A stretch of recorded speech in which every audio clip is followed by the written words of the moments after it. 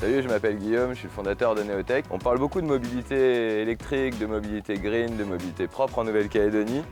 Et en étant moi-même motard, j'ai voulu tester des nouvelles solutions un peu qui se proposent sur le territoire. Je me suis retourné vers le groupe SLK et j'ai testé le scooter Silence, le S01, qui est un scooter électrique qui favorise aussi la mobilité partagée et surtout extrêmement connecté. Avec un téléphone, on peut tout faire sur le scooter. Grâce à une simple application qu'on télécharge, on peut démarrer le scooter, on peut ouvrir le coffre, on peut recharger les batteries. Enfin, on peut faire pas mal de choses grâce à cette application et ça, j'ai trouvé ça vachement intéressant.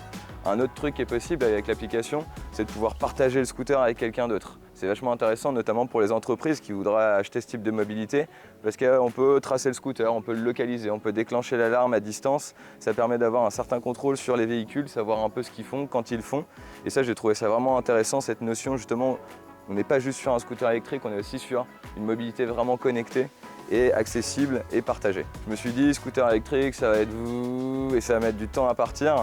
Or là, les trois modes permettent vraiment d'ajuster tout ça. Donc vous avez un mode écologique où vous avez quasiment, je crois, 135 km d'autonomie.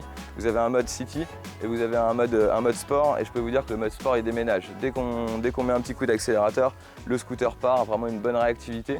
Il est facile à manier aussi, ça c'était assez important. En termes d'autonomie, c'est assez intéressant finalement. On voit qu'il y a une petite batterie ici qui s'enlève du scooter, qui est sur roulette, qui est facilement transportable et qu'on peut plugger à n'importe quelle prise électrique. Alors, il y a deux moyens de recharger le scooter.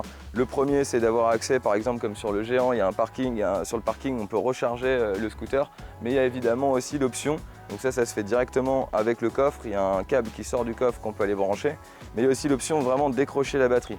Et décrocher la batterie, elle se transforme ensuite en une espèce de petite valise à roulettes qu'on peut amener tranquillement jusqu'à sa prise chez soi, à son bureau, etc. Et ça fonctionne super bien. L'autonomie, on va dire que voilà, c'est ce que je disais tout à l'heure, sur le mode éco, on va avoir environ 135 km d'autonomie, ce qui permet quand même de faire pas mal d'allers-retours sur Nouméa. En une journée de rendez-vous, j'ai pas eu besoin de recharger le scooter. Donc ça, c'est important aussi. Et quand on est en mode plutôt city, là on perd un petit peu, mais on est aux alentours des 110 km d'autonomie. Et en mode sport, on est quand même à 85 km d'autonomie. Et puis si à la batterie, vous voyez comment c'est constitué, la batterie elle est vraiment en plein milieu du scooter.